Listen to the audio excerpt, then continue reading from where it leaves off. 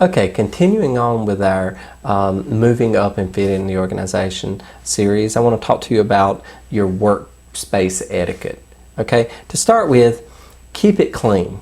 All right, it creates all kinds of perception about you. These can be subconscious perceptions about, one, your cleanliness, and two, your competence, how well you can handle and keep things organized. Okay, especially careful with food, because that can really turn people off.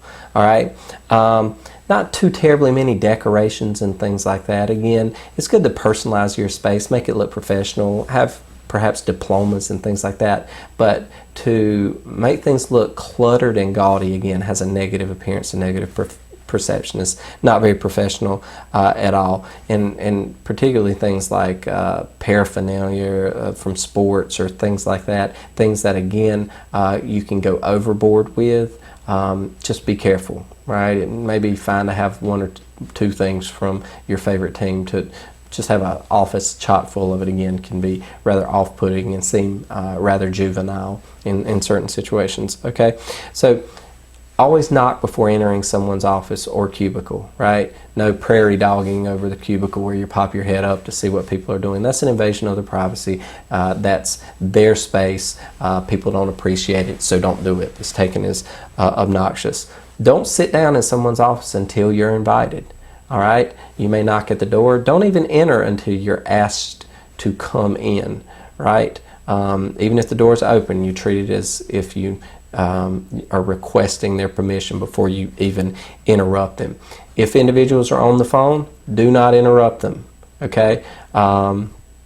If it's an emergency, of course, there are always exceptions, but if not, wait till the individual is off the phone, okay? You may can send them an email or something like that to let them know that you need to speak with them once they're off the phone, and then you can stop by after that if necessary.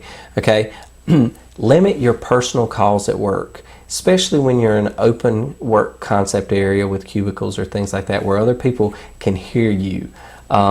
It creates a negative perception. People think you're not working. No matter how important the personal phone call is, it looks like you're slacking off, creates a negative perception, and again, can create resentment from those around you. So again, limit the personal calls at work. And again, with food, try not to eat at your desk unless it is a working lunch. Okay? Unless it's a working lunch, don't eat at your desk. And don't do like I've personally seen so many times, count it as on the clock hours, and you're simply just eating at your desk.